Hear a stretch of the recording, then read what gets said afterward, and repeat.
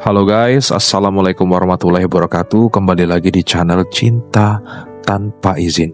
Hari ini kita akan mendengarkan kembali novel romantis langsung tamat versi Cinta Tanpa Izin, yang mana kita akan mendengarkan sebuah kisah yang sangat mengharukan tentang seorang gadis yang bernama Hana yang mengalami kesulitan ekonomi, tidak punya ibu, dan ayahnya pun sakit-sakitan yang harus cuci darah ke rumah sakit, dan dia sudah tidak punya biaya.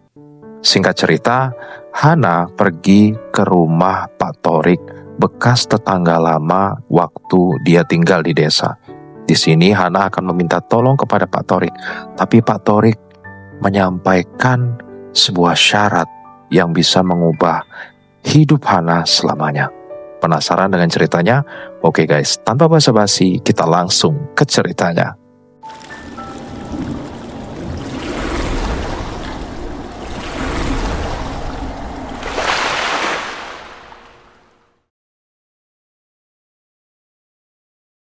Hana berdiri di depan gerbang rumah besar yang bersih-bersih. Pagar besi hitamnya bergelombang dengan hiasan daun bunga melati yang tumbuh rimbun di sisi-sisinya. Sinar matahari pagi yang masih lembut menyinari atap rumah 2 lantai itu, membuat gentengnya yang berwarna coklat tua terlihat lebih mengkilap. Tangan dia memegang amplop kertas dengan kencang. Jari-jarinya yang kurus, tapi kuat sudah mulai memerah karena tekanan. Keringat membasahi dahinya meskipun udara pagi masih sejuk, membawa bau daun segar dan bunga melati yang harum dari pagar. Dia menatap pintu masuk rumah itu dengan mata yang penuh keraguan, tapi di dalam dada ada tekanan yang luar biasa. Tekanan dari utang yang menumpuk, dari ayahnya yang terbaring di rumah sakit, dari harapan yang hampir padam. Dia hanya punya satu pilihan. Pak Torik, tetangga lama yang dulu tinggal di rumah kecil di sebelah rumahnya, yang sekarang kaya raya setelah berjualan perhiasan di pusat kota. Dia ingat saat kecil, Pak Torik sering membawakan permen untuk dia dan kakak tirinya Siti. Dia ingat bagaimana Pak Torik selalu tersenyum, wajahnya yang masih muda pada saat itu penuh kebaikan. Tapi, itu sudah 5 tahun yang lalu, sejak Siti meninggal karena penyakit parah. Dan Pak Torik pindah ke rumah ini yang lebih besar, dia jarang melihatnya lagi. Hana menghela napas dalam-dalam, mengusap keringat di dahinya dengan siku, lalu menekan tombol bel pintu yang terpasang di pagar. Rong. Dalam-dalam, mengusap keringat di dahinya dengan siku, lalu menekan tombol bel pintu yang terpasang di pagar. Suara bel yang nyaring tapi tidak menyakitkan terdengar menyebar ke dalam rumah. Hana menunggu dengan hati yang berdebar kencang. Jantungnya berdebar seolah-olah mau melompat keluar dari dada. Setelah beberapa detik, pintu pagar terbuka perlahan. Muncul seorang wanita berusia sekitar 30 tahun yang mengenakan baju seragam pembantu. "Ibu mau cari siapa ya?" tanya wanita itu dengan suara ramah. Matanya memandang Hana dari atas ke bawah. "Halo, maaf ganggu. Saya mau bertemu Pak Torik." "Nama saya Hana, tetangga lama dia dari rumah sebelah yang dulu kecil," jawab Hana dengan suara yang sedikit gemetar, tapi tetap jelas. Wanita itu mengangguk. "Tunggu ya, saya kabari Pak dulu." Dia masuk kembali dan menutup pintu pagar. Hana menunggu lagi, mata dia melihat ke sekeliling taman depan rumah yang rapi. Rumputnya dipotong rapi. Bunga mawar berwarna merah dan putih tumbuh rapi di taman. Ada kursi rotan dan meja kecil di sudut taman yang diselimuti naungan pohon beringin. Semua terasa begitu jauh dari kehidupannya yang sederhana, di rumah kecil yang lantainya bergelombang dan atapnya sering bocor saat hujan. Setelah beberapa menit, pintu pagar terbuka lagi. "Pak bilang ibu boleh masuk," ucap pembantu itu, membuka pintu lebih lebar. Hana melangkah masuk, langkahnya agak tergesa-gesa, tapi tetap hati-hati. Dia mengikuti pembantu melewati taman. Langkahnya menyentuh rumput yang lembut di bawah kakinya. Sampai di pintu masuk rumah, pembantu membukanya dan mengizinkan Hana masuk. Dalam rumah, suasana terasa sejuk dan segar. Lantai ditutupi karpet berwarna coklat muda yang lembut, dindingnya dihiasi lukisan-lukisan alam, Dan di sudut ruang tamu ada lemari buku yang penuh dengan buku. Di tengah ruang tamu, Pak Torik duduk di kursi rotan yang besar, minuman teh di depannya. Dia berusia 45 tahun sekarang. Rambutnya sedikit beruban di ujungnya, tapi wajahnya masih tampak lembut seperti dulu. Alisnya sedikit miring, mata coklatnya yang dalam, dan bibirnya yang sering tersenyum. Dia mengenakan baju kemeja putih yang rapi dan celana panjang coklat.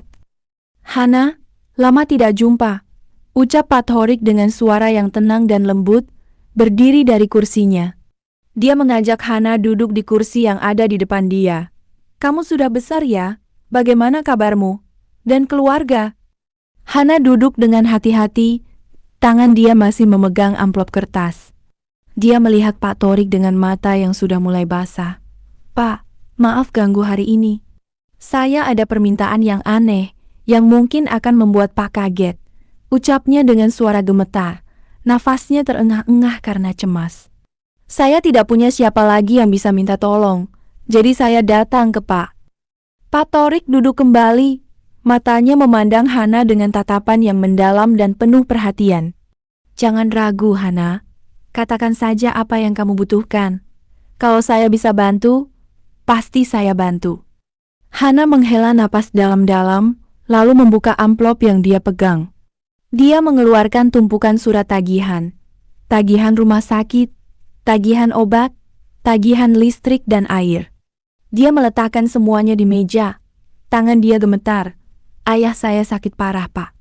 Dia menderita penyakit ginjal dan butuh rawat inap terus-menerus. Tagihannya sudah mencapai ratusan juta.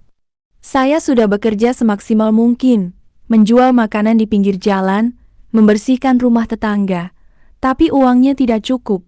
Semua orang sudah saya minta tolong, tapi tidak ada yang bisa bantu. Pak, kalau bisa, apakah Pak mau pinjamkan uang? Saya akan balikin secepatnya. Saya bisa bekerja apa saja, membantu di rumah Pak, memasak, membersihkan. Apa saja yang Pak mau, saya siap lakukan." Pak Torik mengambil salah satu surat tagihan, membacanya dengan cermat. Wajahnya tidak berubah, tapi mata dia terlihat sedih. Dia menatap Hana lagi, dan Hana melihat ada sesuatu di mata dia yang dia tidak mengerti. Seolah-olah dia tahu tentang kesulitan ini dari dulu. "Uang ratusan juta itu tidak sedikit, Hana. Tapi saya mau bantu," ucap Pak Torik dengan suara yang tenang. Hana mata dia langsung menyala. Rasa harapan yang sudah lama hilang muncul lagi. "Benarkah, Pak? Terima kasih banyak, Pak. Saya janji akan balikin semuanya. Saya akan bekerja keras." "Tapi ada syarat," putus Pak Torik, membuat Hana berhenti seketika. Hana jantungnya berdebar kencang, seolah-olah berhenti sejenak. Dia melihat Pak Torik dengan mata yang penuh kekhawatiran. "Apa saja, Pak? Saya siap. Apapun itu, saya siap lakukan." Pak Torik menghela napas, matanya turun ke meja. Dia seolah-olah ragu untuk mengatakan apa yang akan dia katakan. Setelah beberapa detik, dia melihat Hana lagi. Tatapannya penuh kesedihan dan kebenaran. "Kita kawin kontrak selama 3 bulan. Selama itu, kamu tinggal di sini, jadi istri saya secara resmi. Tapi jangan khawatir, tidak akan ada hubungan fisik apapun. Semua ini cuma untuk menghindari omongan tetangga, dan biar saya bisa bantu kamu dengan tenang. Kalau orang tahu, saya membantu seorang cewek muda yang tidak ada hubungannya dengan saya, pasti akan ada omongan yang tidak menyenangkan. Tapi kalau kamu istri saya, semua akan terasa wajar." Hana terkejut. Matanya membesar sampai terasa sakit. Ia tidak bisa percaya apa yang dia dengar. Kawin kontrak dengan Pak Torik yang berusia lebih tua dari dia? Dia hanya melihat Pak Torik sebagai kakak yang lebih besar, sebagai orang yang baik yang pernah membantu dia saat kecil. Dia tidak pernah menyangka pilihan itu akan keluar dari mulutnya.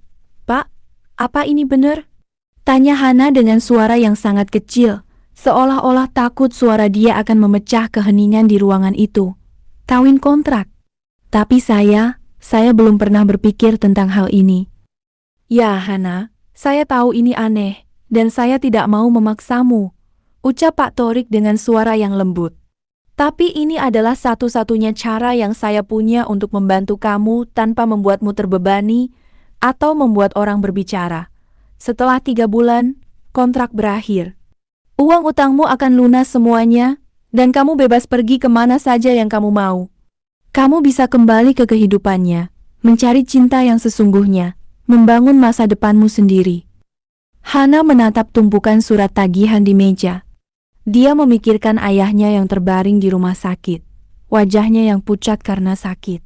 Dia memikirkan bagaimana ayahnya selalu menyayanginya, bagaimana dia berjanji akan selalu melindungi ayahnya. Dia memikirkan semua kesulitan yang dia alami sepanjang waktu. Tidur hanya beberapa jam sehari karena bekerja malam, makan hanya sekali sehari agar uangnya cukup untuk obat ayah. Dia tidak punya pilihan lain, bukan?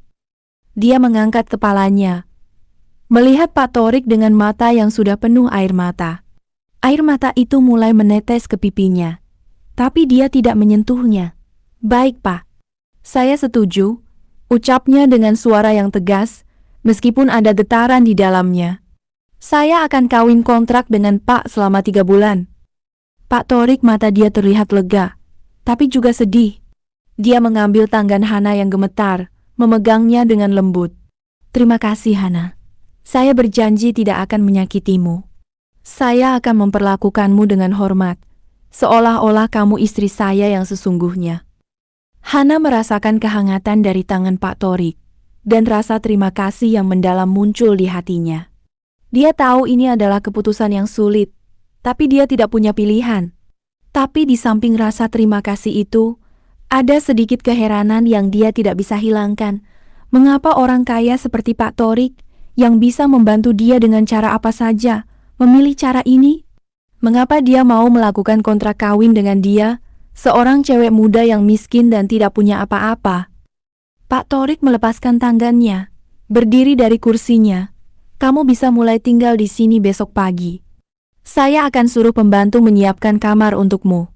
Besok sore, kita akan ke kantor catatan sipil untuk membuat surat pernikahan kontrak." Hana mengangguk, berdiri dari kursinya.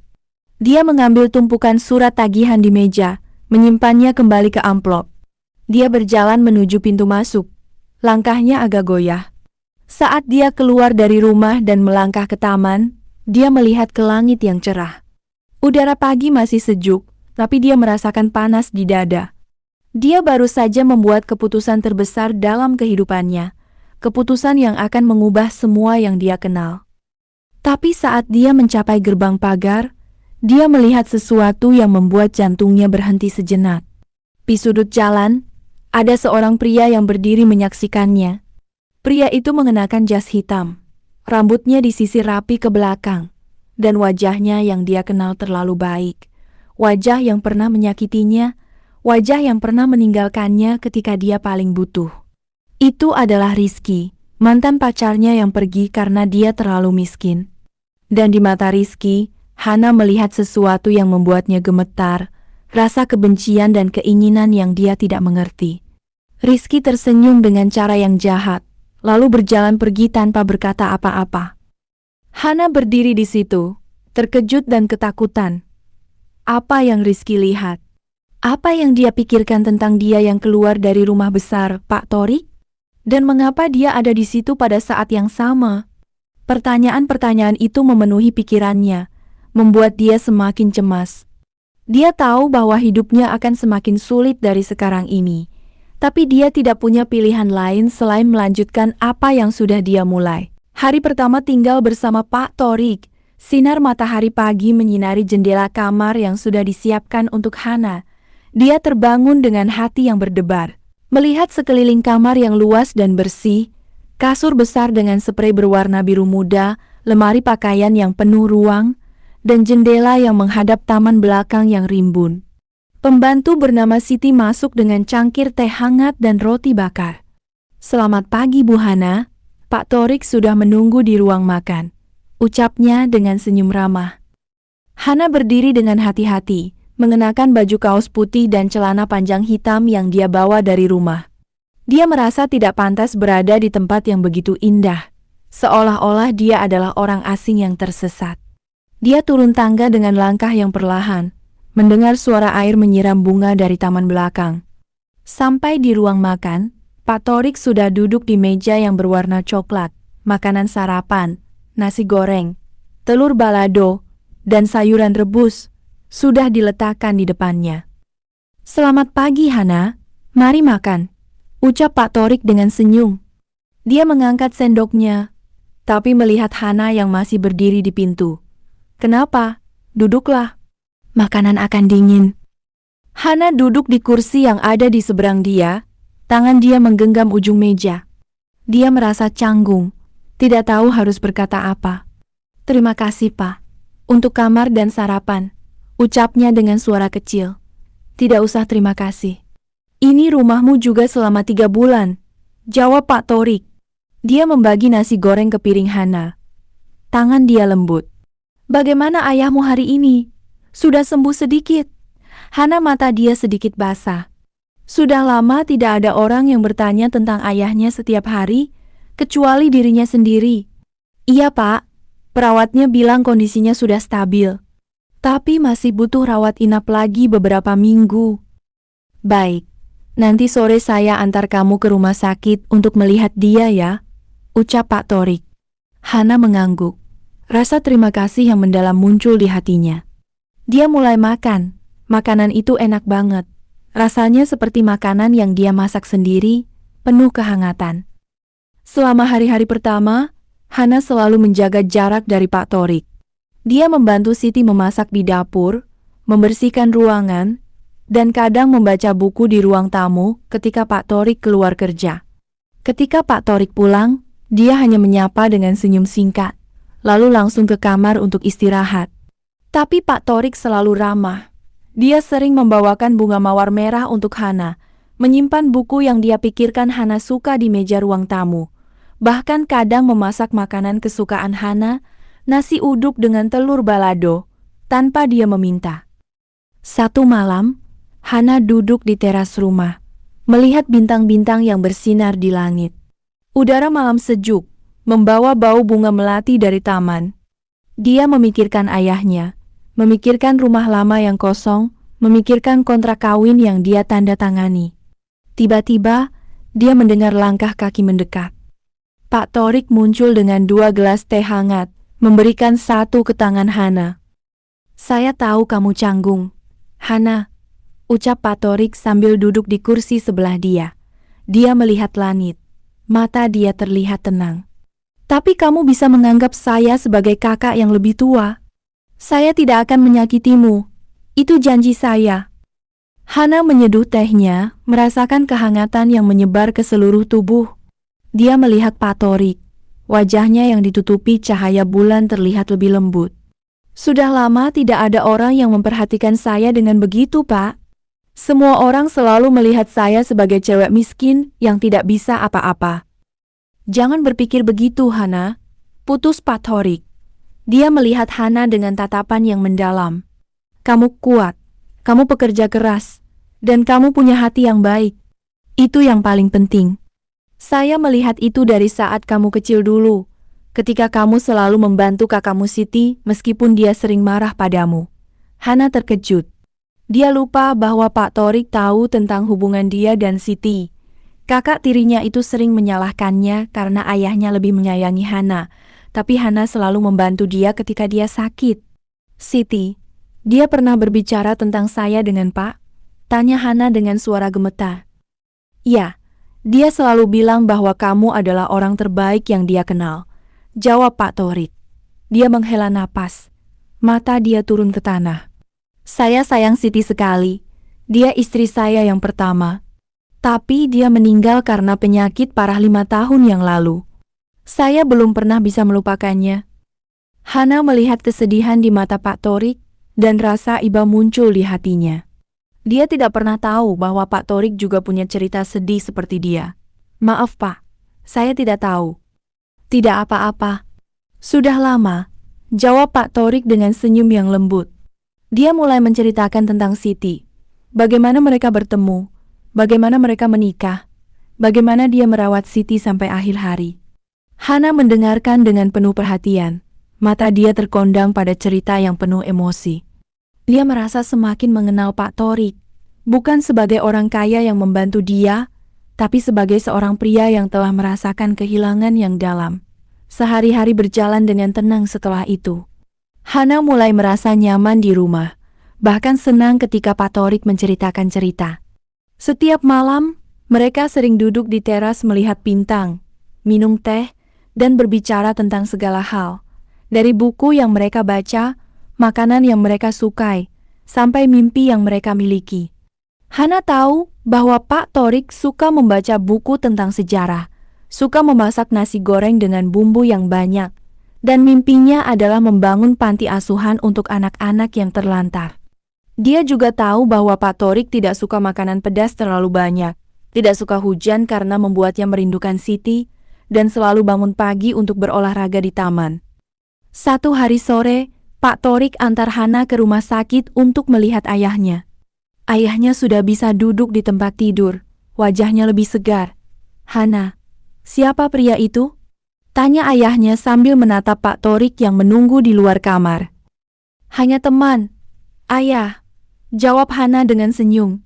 Dia tidak mau memberitahu ayahnya tentang kontrak kawin, takut ayahnya sedih atau marah.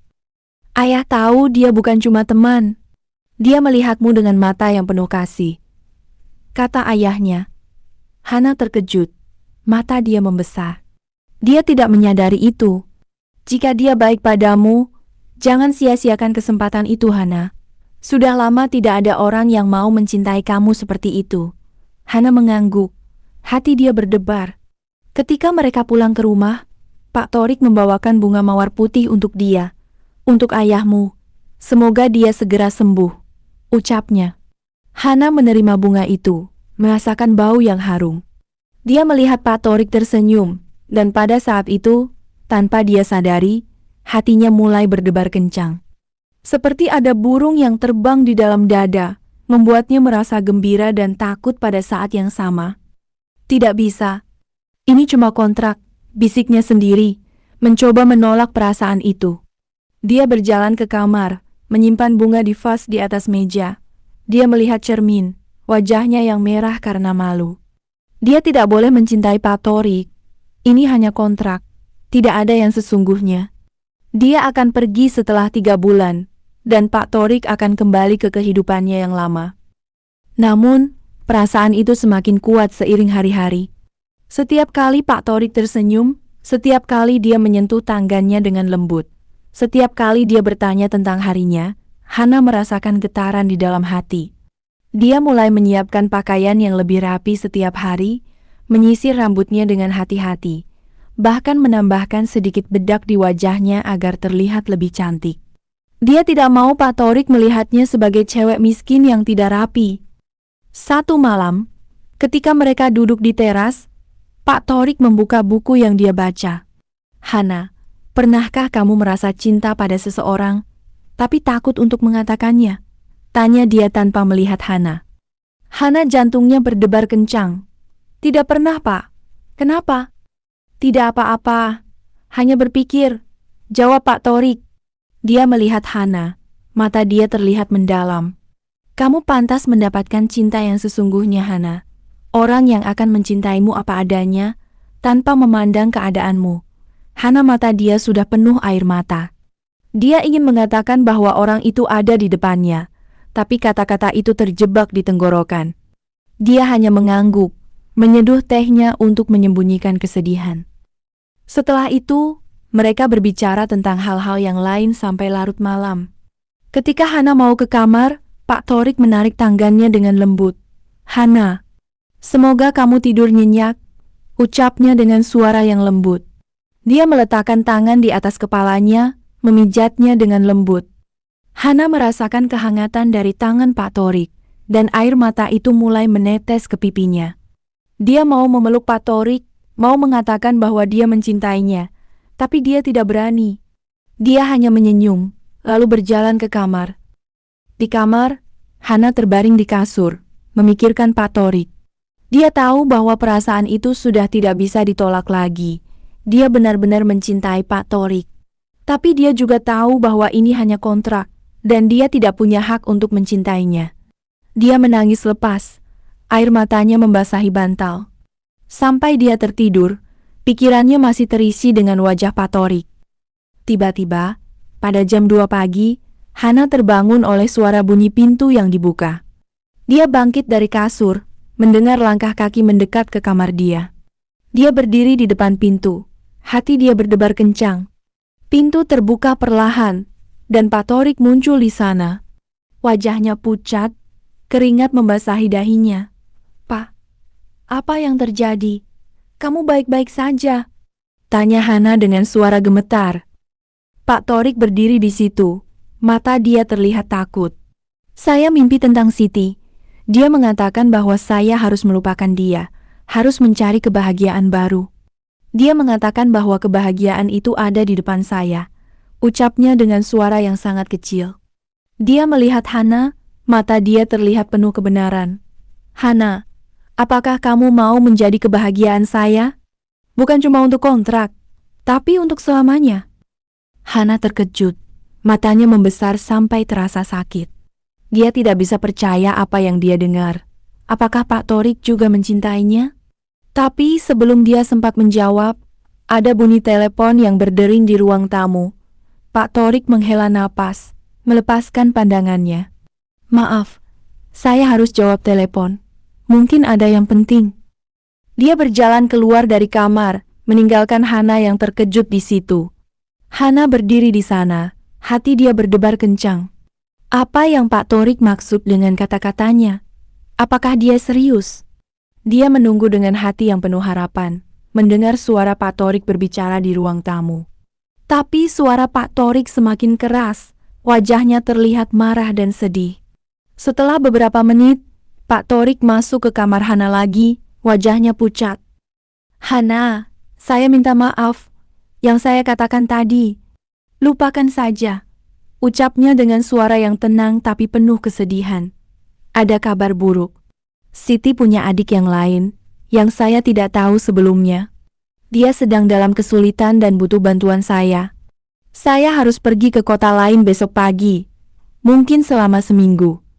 Hana terkejut, rasa harapan yang baru muncul langsung padam. "Tapi Pak, apa yang kamu katakan tadi tentang kebahagiaan?" tanya dia dengan suara kecil. Pak Torik menghela napas, mata dia turun ke tanah. "Saya minta maaf, Hana. Itu hanya karena mimpi. Saya masih merindukan Siti, dan saya tidak bisa mencintai orang lain sekarang. Lupakan saja semua yang saya katakan." Dia berjalan keluar dari kamar, menutup pintu perlahan. Hana terbaring di kasur, menangis lepas. Semua harapan yang dia miliki tiba-tiba hancur. Dia tahu bahwa dia telah mencintai seseorang yang tidak bisa mencintainya kembali. Tapi di dalam hati dia, ada rasa keheranan yang tidak bisa hilangkan. Mengapa Pak Torik mengatakan tentang adik Siti yang lain? Dan mengapa dia harus pergi dengan tergesa-gesa? Hari ke-20, hujan turun dengan deras, memukul jendela rumah dengan bunyi yang berirama. Hana duduk di ruang tamu, membaca buku yang Pak Torik berikan. Sebuah novel tentang cinta yang terhalang oleh keadaan. Dia masih merenungkan kata-kata Pak Torik seminggu yang lalu, ketika dia mengatakan untuk melupakan semua yang dia katakan dan pergi ke kota lain. Pak Torik baru pulang kemarin sore, wajahnya terlihat lelah dan jauh. Dia jarang berbicara, selalu masuk ke ruang kerjanya dan tidak keluar sampai larut malam. Hana merasakan jarak yang mulai tumbuh antara mereka, dan itu membuat hatinya terasa sakit. Siti, pembantu, masuk ke ruang tamu dengan cangkir teh hangat.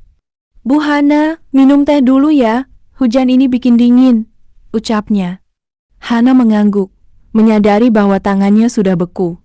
Dia menerima tehnya, merasakan kehangatan yang menyebar ke seluruh tubuh. Sedang dia mau membaca lagi, bunyi bel pintu terdengar nyaring, menembus bunyi hujan. Siti pergi membuka pintu, dan setelah beberapa detik, dia kembali dengan wajah yang cemas. "Pak Torik, ada pria yang mau bertemu Pak. Dia bilang kenal Pak dari lama." Pak Torik keluar dari ruang kerjanya, mengenakan baju kemeja biru yang sedikit kusut. "Siapa namanya?" tanya dia. Dia bilang namanya Rizky, Pak. Pada saat itu, Hana jantungnya berhenti sejenak. Dia merasa darahnya beku. Tangannya yang memegang cangkir teh mulai gemetar. Rizky? Bagaimana dia tahu di mana dia tinggal? Dia melihat pintu masuk, dan seketika seorang pria muda memasuki rumah dengan langkah yakin.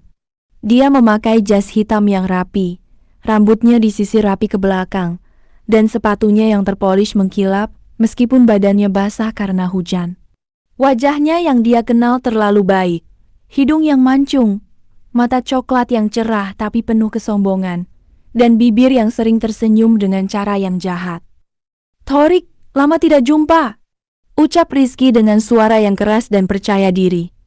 Dia mendekati Pak Thorik, menepuk bahunya dengan kuat. "Aku baru tahu kamu kawin lagi? Wah, istri baru kamu muda banget ya." Dia memalingkan pandangannya ke Hana, dan tatapan matanya menyebalkan, penuh pandangan merendahkan. "Bukan karena uang ya? Kalau begitu, kamu cukup cerdas ya cewek?" Pak Thorik wajahnya memerah, mata dia menyala dengan kemarahan. Dia berdiri tegak, menjarakan diri dari Rizky. "Rizky, diamlah. Dia istri saya, hormati dia," ucapnya dengan suara yang tegas, penuh kekuasaan. Hana merasa malu dan marah pada saat yang sama. Malu karena Rizky melihatnya dengan cara begitu, marah karena dia masih berani menyakitinya seperti dulu. Dia ingat lagi hari itu, 2 tahun yang lalu, ketika Rizky datang ke rumahnya dan mengatakan bahwa dia tidak bisa lagi bersama dia. "Kamu terlalu miskin, Hana. Aku butuh cewek yang bisa bantu karirku, bukan cewek yang hanya butuh bantuan," katanya pada saat itu. Hana menangis dan memohon, tapi Rizky hanya pergi tanpa melihat ke belakang.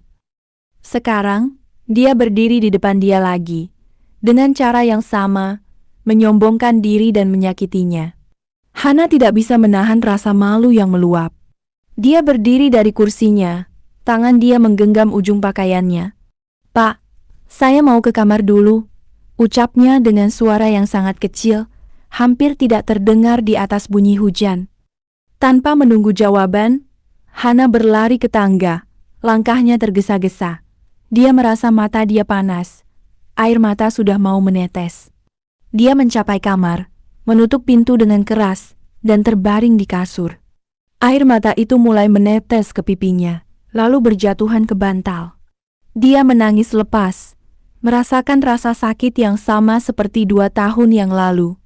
Dia ingat lagi bagaimana Rizky menyakitinya, bagaimana dia merasa tidak berharga, bagaimana dia berpikir bahwa dia tidak pantas punya cinta. "Kenapa dia harus datang lagi?" bisiknya sendiri, suaranya tersedak karena menangis. "Kenapa dia harus menyakitiku lagi?" Hana menangis sampai dia lelah, tubuhnya tergeletak lemas di kasur. Dia memikirkan Pak Thorik, memikirkan bagaimana dia membela dia tadi. Tapi dia juga memikirkan kata-kata Pak Thorik seminggu yang lalu, bahwa dia masih merindukan Siti dan tidak bisa mencintai orang lain. Hatinya terasa hancur, seolah-olah ada batu besar yang menekannya. Tiba-tiba, dia mendengar bunyi pintu kamar terbuka perlahan. Dia tidak mau orang melihat dia menangis, jadi dia membalikkan badan, menyembunyikan wajahnya di bantal. "Hana?" panggil suara yang lembut, suara Pak Thorik. Ia tidak menjawab, hanya menangis lebih banyak. Dia merasakan kasur bergerak, lalu Pak Thorik duduk di sampingnya. Dia membawa segelas teh hangat, meletakkannya di meja muka. "Mari minum teh dulu, Hana. Ini akan membuatmu merasa lebih baik," ucapnya dengan suara yang lembut, penuh perhatian. Hana masih tidak mau membalikkan badan. Dia merasa malu karena Pak Thorik melihat dia dalam keadaan seperti ini. "Saya tidak mau minum, Pak," jawabnya dengan suara tersedak. "Tidak apa-apa. Tapi jangan dengar omong dia, Hana. Kamu pantas mendapatkan yang terbaik. Kamu kuat, kamu baik, dan kamu pantas dicintai," ucap Pak Thorik. Dia menepuk pundak Hana lembut, jari-jarinya lembut menyentuh kulitnya. Pada saat itu, Hana tidak bisa menahan lagi. Dia membalikkan badan, melihat Pak Thorik dengan wajah yang basah karena air mata. Dia melihat kebaikan di mata dia, rasa perhatian yang tulus, dan semua perasaan yang dia coba tolak selama ini tiba-tiba meluap. Dia berdiri dari kasur, lalu memeluk Pak Torik dengan kuat, menangis lepas di dadanya. Pak Torik memeluknya kembali, tangan dia melingkari punggungnya dengan lembut. Dia tidak berkata apa-apa, hanya memeluknya erat, memberinya rasa keamanan yang dia cari selama ini. Hana merasakan kehangatan dari tubuhnya, bau wangi sabun yang dia pakai, dan rasa tenang yang dia tidak rasakan sejak lama. Dia merasa seperti dia menemukan tempat yang benar, tempat di mana dia bisa merasa aman dan dicintai. "Pak, saya mencintai kamu," bisik Hana dengan suara tersedak, tidak peduli lagi apa yang akan terjadi. "Saya tahu ini cuma kontrak, tapi saya tidak bisa menolak perasaan ini lagi. Saya mencintai kamu dari hari pertama saya tinggal di sini." Pak Torik memegangnya lebih erat, wajahnya menempel di kepala Hana. "Hana, saya juga mencintai kamu," ucapnya dengan suara yang sangat kecil, tapi jelas. "Saya tidak berani mengatakannya karena saya masih merindukan Siti, tapi sejak kamu datang, hidup saya menjadi lebih cerah. Kamu membuat saya merasa hidup lagi." Hana menangis lagi, tapi kali ini karena kebahagiaan. Dia tidak percaya apa yang dia dengar, Pak Torik juga mencintainya. Semua rasa sakit dan kesedihan yang dia alami sepanjang waktu tiba-tiba hilang, digantikan oleh rasa gembira yang luar biasa. Dia memandang Pak Torik, mata dia penuh air mata api tersenyum. "Benarkah, Pak? Kamu tidak bohong?" "Tidak, Hana. Saya tidak bohong," jawab Pak Torik dengan senyum. Dia mencium dahinya dengan lembut. "Saya ingin kamu menjadi istri saya yang sesungguhnya, tidak cuma untuk kontrak. Tapi kita harus berbicara tentang ini dengan tenang. Ada sesuatu yang saya harus katakan padamu, sesuatu yang saya sembunyikan dari kamu." Hana merasa jantungnya berdebar kencang lagi. Apa yang Pak Torik maksud? Apa rahasia yang dia sembunyikan? "Apa itu, Pak?" tanya dia dengan suara gemetar. "Nanti saja, Hana. Sekarang kamu butuh istirahat. Besok pagi, kita akan berbicara semuanya," jawab Pak Torik. Dia membawakan teh hangat ke mulut Hana, memintanya untuk minum. Hana mengikuti, merasakan kehangatan yang menyebar ke tubuhnya. Setelah itu, Pak Torik menutup lampu, menutup pintu perlahan, dan keluar dari kamar. Hana terbaring di kasur, memikirkan kata-kata Pak Torik. Dia senang karena Pak Torik juga mencintainya, tapi dia juga cemas tentang rahasia yang dia sembunyikan. Apa itu? Mengapa dia tidak mau katakan sekarang? Dia menutup mata, mencoba tidur, tapi pikirannya terlalu ramai. Beberapa jam kemudian, ketika malam sudah larut dan hujan sudah berhenti, Hana terbangun oleh suara bunyi pintu yang dibuka. Dia bangkit dari kasur, mendengar suara bicara di ruang tamu. Dia mendengar suara Rizky dan Pak Torik berbicara dengan suara rendah, tapi penuh kemarahan. Dia merangkak ke pintu, mendengar apa yang mereka katakan. "Torik, kamu tidak bisa bersama dia. Dia mantan pacarku, dan dia hanya mau uangmu," ucap Rizky dengan suara marah. "Rizky, diamlah. Kamu tidak tahu apa-apa tentang dia," jawab Pak Torik. "Tapi aku tahu tentang rahasiamu, Torik. Aku tahu bahwa Siti tidak mati karena penyakit. Aku tahu apa yang sebenarnya terjadi." Hana terkejut. Matanya membesar. Apa yang Rizky maksud? Siti tidak mati karena penyakit. Maka apa yang sebenarnya terjadi? Dia mendengar Pak Torik menghela napas dengan keras. "Jangan katakan itu, Rizky. Jangan sebarkan omong kosong." "Omong kosong? Aku punya buktinya. Jika kamu tidak putus dengan Hana, aku akan memberitahu semua orang tentang apa yang kamu lakukan pada Siti." Hana merasa darahnya beku. Dia tidak bisa percaya apa yang dia dengar. Apakah Pak Torik terlibat dalam kematian Siti? Apakah rahasia yang dia sembunyikan itu? Dia merasa pusing, tubuhnya mulai goyah. Sebelum dia sempat mendengar lebih lanjut, dia melihat pintu ruang tamu terbuka, dan Rizky keluar dari rumah dengan langkah yang marah. Pak Torik berdiri di situ, wajahnya pucat dan penuh kesedihan. Hana tidak bisa tinggal diam lagi. Dia keluar dari kamar, menuruni tangga dengan langkah yang goyah. Pak Torik melihatnya. Mata dia membesar dengan kejutan. "Hana, kamu mendengar semua?" tanya dia dengan suara yang sangat kecil. Hana mengangguk. Mata dia penuh air mata. "Apa yang dia maksud, Pak? Siti tidak mati karena penyakit. Dan apa yang kamu lakukan pada dia?" Hari ke-30. Matahari terbit dengan terang, menyinari taman belakang rumah yang rimbun. Hana bangun dengan hati yang penuh kekhawatiran. Seminggu yang lalu, dia mendengar percakapan antara Rizky dan Pak Torik tentang kematian Siti. Dan sejak itu, Pak Torik selalu menghindarinya. Dia jarang keluar dari ruang kerjanya, tidak lagi berbicara dengan dia seperti dulu, dan tatapannya selalu terlihat penuh kesedihan. Hana ingin bertanya, tapi dia takut apa yang dia dengar akan membuatnya kehilangan Pak Torik selamanya. Siti, pembantu, masuk ke kamar dengan sarapan. "Bu Hana, Pak Torik sudah keluar ke toko perhiasan. Dia bilang kalau Bu butuh apa-apa, hubungi dia lewat telepon," ucapnya. Hana mengangguk, merasa hati terasa kosong. Dia makan sarapan dengan lambat, lalu berjalan ke ruang tamu. Dia melihat ke arah kamar Pak Torik. Pintunya tertutup rapat. Dia penasaran, apa yang ada di dalamnya yang membuat Pak Torik begitu tersembunyi? Dengan hati yang gemetar, Hana mendekati kamar Pak Torik. Dia membuka pintu perlahan. Takut membuat bunyi. Dalam kamar, suasana terasa sejuk dan sunyi. Dindingnya dihiasi foto-foto Pak Torik dengan Siti. Mereka tersenyum bahagia di pantai, di taman, di dalam rumah. Hana melihat wajah Siti, dan dia terkejut. Siti benar-benar mirip dia. Rambutnya yang hitam lurus, mata coklat yang lembut, bibir yang sering tersenyum. Seolah-olah mereka adalah kembaran. Hana berjalan ke lemari bawah yang ada di sudut kamar. Dia melihat ada kotak kayu yang berwarna coklat tua, ditutup dengan kunci yang sudah kusut.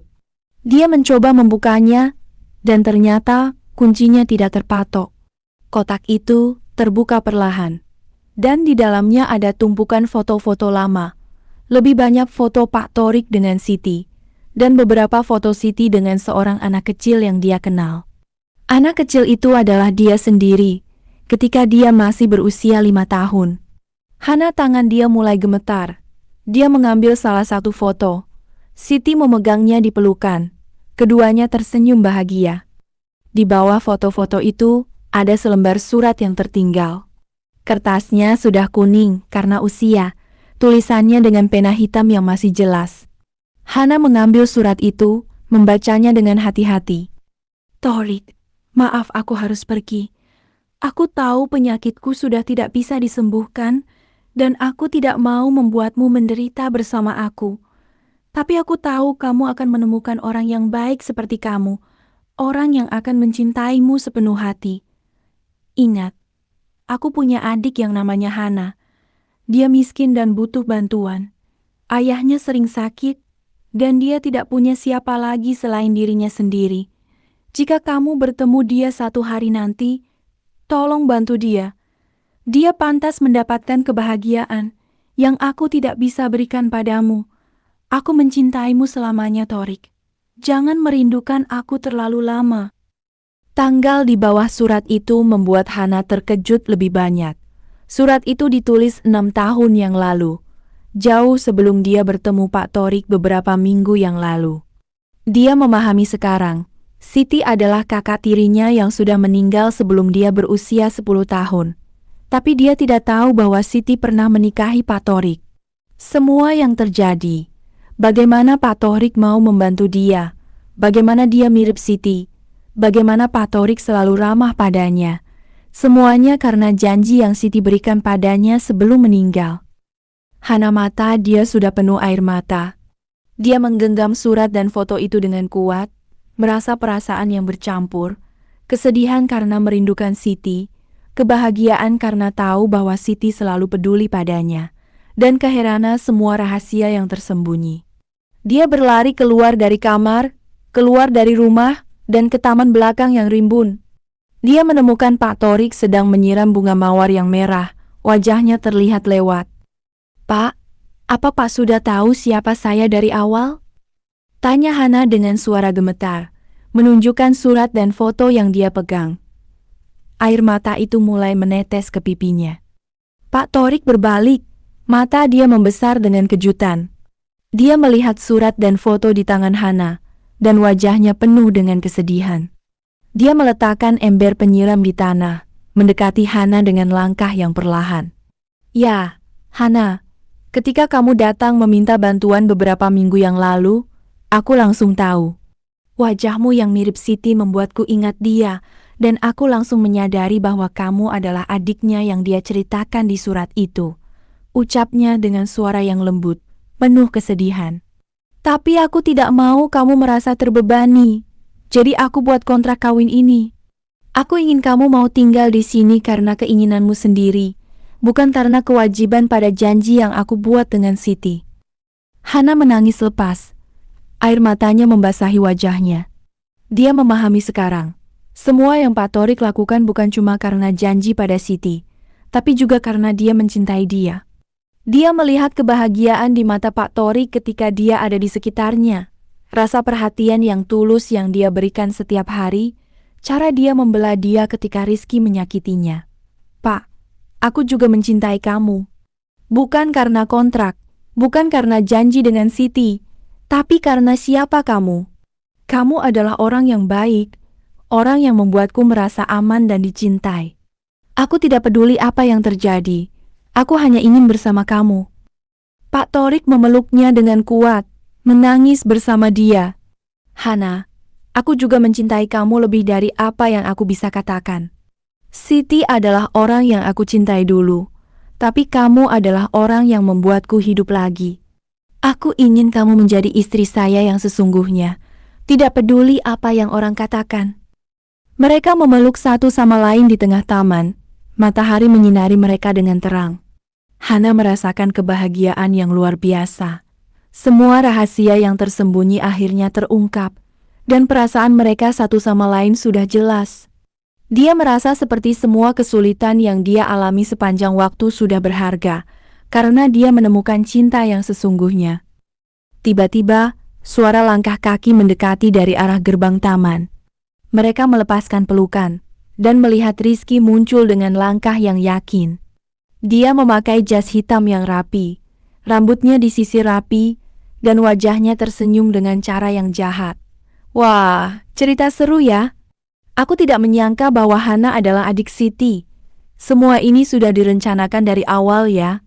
Ucapnya dengan suara yang menyebalkan, menatap Hana dengan pandangan merendahkan. Kalau kamu tidak mau bersama dia, Hana, aku mau kembali ke kamu. Aku sudah kaya sekarang loh. Aku punya toko perhiasan sendiri, dan aku bisa memberimu semua yang kamu mau. Lebih baik dari orang tua yang masih merindukan mantan istrinya. Pak Torik berdiri tegak, wajahnya memerah dengan kemarahan. Dia melangkah ke depan, menjaga Hana di belakangnya. Rizky, diamlah. Dia sudah punya pilihan, dan pilihan itu adalah aku. Jangan ganggu dia lagi, kalau tidak aku tidak ragu untuk melaporkanmu ke polisi. Ucapnya dengan suara yang tegas, penuh kekuasaan. Rizky tersenyum jahat, mengangkat tangan. Polisi, apa yang akan kamu laporkan? Aku cuma datang untuk menawarkan kebahagiaan ke Hana. Tapi kalau kamu mau tahu rahasia lain, aku juga tahu apa yang sebenarnya terjadi pada Siti. Bukan hanya itu, aku punya bukti yang akan membuat semua orang membenci kamu. Torik. Hana jantungnya berdebar kencang lagi. Apa rahasia lain yang Rizky miliki? Dia melihat Pak Torik. Wajahnya pucat dan penuh ketakutan. Apa yang kamu maksud, Rizky? Tanya Pak Torik dengan suara yang lembut. Kamu ingat hari itu, ketika Siti meninggal? Kamu bilang dia meninggal karena penyakit. Tapi aku tahu yang sebenarnya. Kamu mengantarkannya ke rumah sakit terlalu lambat, karena kamu sedang berbicara dengan klienmu yang kaya. Karena kesalahanmu, dia meninggal. Ucap Rizky dengan suara yang marah, mengeluarkan selembar kertas dari tasnya. Ini adalah laporan medis yang asli. Kamu bisa lihat sendiri, waktu kedatangan di rumah sakit terlambat 2 jam, dan itu yang membuat dia tidak bisa diselamatkan. Hana terkejut, matanya membesar. Dia tidak bisa percaya apa yang dia dengar. Apakah Pak Torik benar-benar membuat Siti meninggal karena kesalahannya? Dia melihat Pak Torik dan dia melihat air mata menetes dari mata dia. Benarkah, Pak? Kamu mengantarkannya terlambat? Tanya Hana dengan suara yang sangat kecil. Pak Torik mengangguk, wajahnya penuh kesedihan. Ya, Hana, itu benar. Aku sedang berbicara dengan klien untuk mendapatkan kontrak besar, dan aku lupa waktu. Ketika aku sampai ke rumah, Siti sudah pingsan. Aku bawa dia ke rumah sakit secepat mungkin, tapi sudah terlambat. Itu adalah kesalahan terbesar dalam kehidupanku, dan aku tidak pernah bisa memaafkan diriku sendiri. Rizky mendekati Hana, memegang tangannya. Lihat Hana, dia adalah orang yang berbahaya. Dia bisa meninggalkanmu juga seperti dia meninggalkan Siti. Datanglah dengan aku akan membuatmu bahagia. Hana menarik tangannya kembali, matanya memandang Pak Torik. Dia melihat kesedihan di mata dia, rasa bersalah yang mendalam, dan cinta yang tulus. Dia tahu bahwa apa yang Rizky katakan benar, tapi dia juga tahu bahwa Pak Torik tidak pernah berniat menyakitkan Siti. Dia mencintai Siti, dan kesalahannya membuatnya menderita selama ini. Rizky, kamu salah, ucap Hana dengan suara yang tegas. Pak Torik tidak berniat menyakitkan Siti. Dia hanya membuat kesalahan, dan dia sudah menderita cukup banyak karena itu. Aku tidak akan pergi denganmu. Mencintai dia, dan aku akan selalu bersama dia, tidak peduli apa yang terjadi. Rizky tersenyum jahat, memasukkan laporan medis ke tasnya. Baiklah Hana, kamu akan menyesal keputusannya. Aku akan memberitahu semua orang tentang kesalahan Torik. Semua orang akan membenci dia, dan dia akan hilang semua yang dia punya, toko perhiasan, rumah, dan kamu. Dia berjalan keluar dari taman dengan langkah yang marah, meninggalkan Hana dan Pak Torik yang terkejut. Hana memeluk Pak Torik dengan kuat, menangis lepas. Jangan khawatir, Pak. Aku akan selalu bersama kamu. Kita akan menghadapi semua ini bersama-sama. Pak Torik memegangnya lebih erat. Wajahnya menempel di kepala Hana. Terima kasih, Hana. Tapi aku takut apa yang Rizky katakan akan terjadi. Aku tidak mau kamu menderita karena aku. Tiba-tiba, telepon Pak Torik berdering. Dia mengambilnya, mendengarkan dengan serius. Wajahnya semakin pucat, matanya membesar. Apa? Benarkah? Baik, aku akan datang segera. Dia menutup telepon, melihat Hana dengan wajah yang penuh ketakutan. Hana, ada kabar buruk. Toko perhiasanku terkena kebakaran. Semua barang dan dokumen sudah hancur. Dan polisi bilang itu bukan kebakaran yang disengaja. Ada tanda-tanda orang sengaja membakarnya. Hana terkejut. Matanya membesar. Dia tahu siapa yang melakukan itu. Rizky, dia yang melakukan ini. Bisiknya. Pak Torik mengangguk. Wajahnya penuh kemarahan dan kesedihan. Ya, pasti dia. Dia ingin membinasakan aku. Tapi aku tidak peduli tentang toko atau uang. Yang aku peduli hanyalah kamu. Tetapi sebelum mereka bisa berbicara lagi, ada bunyi polisi yang mendekati dari arah jalan. 2 petugas polisi keluar dari mobil, mendekati mereka. Apakah yang bernama Torik di sini? Tanya salah satu petugas. Ya, itu aku. Jawab Pak Torik. Kamu disangka melakukan kecurangan di toko perhiasanmu. Ada laporan yang mengatakan bahwa kamu menyembunyikan uang dan barang berharga sebelum kebakaran. Kamu harus datang dengan kita ke kantor polisi untuk pemeriksaan. Setelah petugas polisi membawa Pak Torik pergi, Hana berdiri terkejut di taman belakang. Tubuhnya goyah dan mata penuh air mata. Siti, pembantu, datang menghampirinya dengan wajah yang cemas. Bu Hana, apa yang akan kita lakukan? Pak Torik tidak mungkin melakukan kecurangan, ucapnya. Hana mengangguk. Hati dia penuh kemarahan dan tekad. Dia tahu Rizky yang membuat laporan palsu, yang membakar toko, semuanya untuk merusak Pak Torik. Dia tidak akan membiarkannya terjadi. Hana berjalan ke rumah sakit untuk melihat ayahnya, yang sudah semakin sembuh. Ayahnya melihat wajahnya yang pucat dan menanya apa yang terjadi. Hana menceritakan semuanya tentang kontrak kawin, tentang Siti, tentang Rizky yang merusak Pak Torik. Ayahnya mengangkat tangannya, memijat pundaknya dengan lembut. Hana, kamu harus membantu dia. Dia adalah orang baik, dan dia mencintai kamu dengan tulus. Jangan biarkan orang jahat merusak kebahagiaanmu, katanya. Dengan dukungan ayahnya, Hana mulai mencari bukti untuk membela Pak Torik. Dia pergi ke toko perhiasan yang terbakar, berbicara dengan saksi yang melihat apa yang terjadi pada malam itu.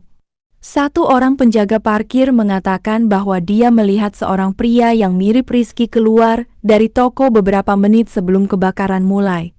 Hana juga pergi ke kantor bank, memeriksa rekening Pak Torik.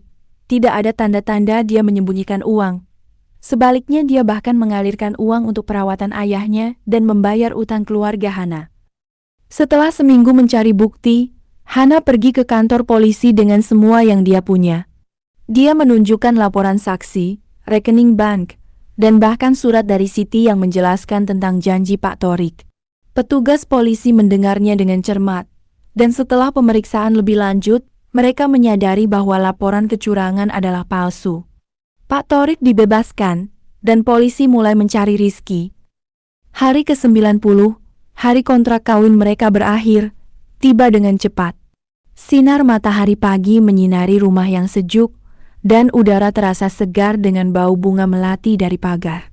Hana berdiri di teras, memegang koper yang dia isi beberapa hari yang lalu. Dia tahu kontraknya selesai, tapi hatinya tidak mau pergi. Dia mencintai Pak Torik dengan sepenuh hati, dan dia takut bahwa dia akan hilang jika dia pergi. Dia memandang jalan, berharap melihat Pak Torik muncul. Setelah beberapa menit, dia melihat mobil Pak Torik mendekat, berhenti di depan gerbang. Pak Torik keluar dari mobil, mengenakan baju kemeja putih yang rapi dan celana panjang hitam. Wajahnya terlihat segar dan bahagia, berbeda dari beberapa minggu yang lalu. Dia mendekati Hana dengan langkah yang perlahan. Tangan dia memegang kotak kecil yang berwarna hitam. Hana, kontrak kita selesai hari ini, ucapnya dengan suara lembut. Matanya memandang Hana dengan tatapan yang penuh cinta. Tapi aku tidak mau kamu pergi. Aku mencintai kamu. Dari hari pertama kamu masuk rumah ini. Bahkan sebelum aku tahu kamu adik kakakmu Siti. Kamu membuat hidupku lebih cerah. Membuatku merasa hidup lagi. Kamu adalah orang yang aku cari selama ini. Kamu mau jadi istri saya secara sungguhan. Tidak cuma untuk kontrak, tapi untuk selamanya. Hana menangis lepas. Air mata menetes ke pipinya dengan deras. Semua ketakutan dan kesedihan yang dia alami sepanjang waktu tiba-tiba hilang, digantikan oleh kebahagiaan yang luar biasa. Dia mengangguk dengan cepat. Mulutnya terbuka, tapi tidak bisa mengeluarkan suara apa-apa. Ya, Pak. Saya mau. Saya sangat mau. Ucapnya akhirnya dengan suara tersedak. Tiba-tiba, pintu rumah terbuka dengan cepat, dan banyak orang masuk. Ayahnya yang sudah sembuh dan mengenakan baju baru, tetangga-tetangga yang selalu ramah, teman-teman Pak Torik dari toko perhiasan, bahkan Siti yang pembantunya membawa nasi tumpeng dan makanan lainnya. Hana terkejut sampai tidak bisa berkata apa-apa. Mata dia membesar melihat semua orang yang ada.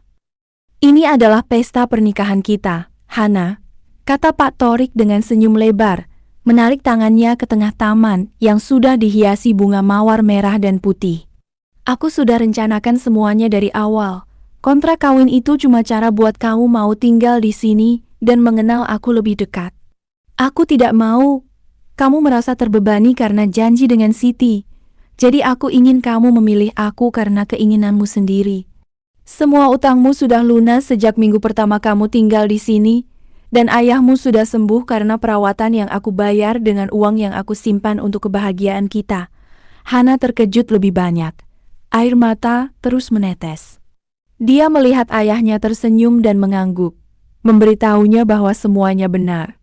Dia melihat teman-teman Pak Torik menyanyi lagu pernikahan. Siti membawa nasi tumpeng ke tengah taman, dan semua orang terlihat bahagia. Dia tidak percaya bahwa semua ini adalah kenyataan, bahwa dia menemukan cinta yang sesungguhnya, bahwa ayahnya sudah sembuh, bahwa semua kesulitan sudah berakhir. Pak Torik membuka kotak kecil yang dia pegang, dan di dalamnya ada cincin pernikahan berwarna emas dengan batu permata kecil di tengahnya. Ini adalah cincin yang aku beli untuk Siti dulu, tapi dia tidak sempat memakainya sebelum dia meninggal. Ucapnya dengan suara lembut, mata dia sedikit basah. Dia pernah berkata bahwa dia ingin aku memberikannya kepada orang yang aku cintai selanjutnya. Orang yang pantas mendapatkan kebahagiaan yang dia tidak bisa berikan. Hana, kamu adalah orang itu. Dia mengambil jari Hana yang kaku, memasang cincin di jari manisnya dengan lembut. Kamu adalah kebahagiaan yang aku cari selama ini, Hana, dan aku akan mencintaimu selamanya, melalui suka dan duka, melalui kesulitan dan kebahagiaan. Aku akan selalu melindungimu, selalu memperhatikanmu, selalu menyayangimu. Hana memeluk Pak Torik erat, menangis karena kebahagiaan yang luar biasa. Dia merasakan kehangatan tubuhnya, bau wangi sabun yang dia pakai, dan rasa tenang yang dia cari selama ini. Semua yang dia alami, kesulitan, ketakutan, perasaan bingung, rasa sakit karena Rizky, semuanya berakhir dengan kebahagiaan yang lebih besar dari yang dia bayangkan. Tidak ada ending yang lebih memuaskan dari ini. Cinta yang sesungguhnya, keluarga yang pulih, dan masa depan yang cerah. Tiba-tiba, semua orang bersorak dan membunyikan lonceng, merayakan pernikahan mereka. Ayahnya mendekati Hana, memeluknya dengan kuat. Aku senang melihatmu bahagia, Hana. Kamu pantas mendapatkan ini, katanya. Siti membawa segelas jus buah untuk mereka, dan teman-teman Pak Torik mulai menari di tengah taman. Selama siang hari, mereka merayakan bersama-sama, makan, berbicara, menari, dan mengambil foto. Hana melihat Pak Torik yang tersenyum bahagia, dan dia tahu bahwa dia membuat keputusan yang benar. Dia tidak pernah menyangka bahwa kontrak kawin yang dia pikirkan hanya sebagai cara untuk menyelamatkan ayahnya akan membawa dia ke cinta yang sesungguhnya. Malam tiba, dan semua tamu sudah pulang. Hana dan Pak Torik duduk di teras, melihat bintang-bintang yang bersinar di langit. Pak Torik memegang tangannya dengan lembut, menyentuh cincin yang ada di jari manisnya. Hana, aku berjanji akan selalu membuatmu bahagia, ucapnya. Hana tersenyum, memandangnya dengan mata yang penuh cinta. Aku juga berjanji akan selalu bersama kamu, Pak, selamanya. Tiba-tiba, telepon Pak Torik berdering. Dia mengambilnya, mendengarkan dengan serius. Setelah beberapa menit, dia menutup telepon dan melihat Hana dengan senyum lebar. Polisi menemukan Rizky. Dia mengakui semua yang dia lakukan. Membakar toko, membuat laporan palsu. Dia akan mendapatkan hukuman yang pantas, katanya. Hana merasa lega. Semua masalah akhirnya selesai. Mereka memeluk satu sama lain lagi, menikmati keheningan malam dan kebahagiaan yang mereka miliki. Di langit, bintang-bintang bersinar terang, seolah-olah menyaksikan kebahagiaan mereka. Hana tahu bahwa hidupnya akan penuh kebahagiaan dari sekarang ini, bersama orang yang dia cintai dan yang mencintainya kembali.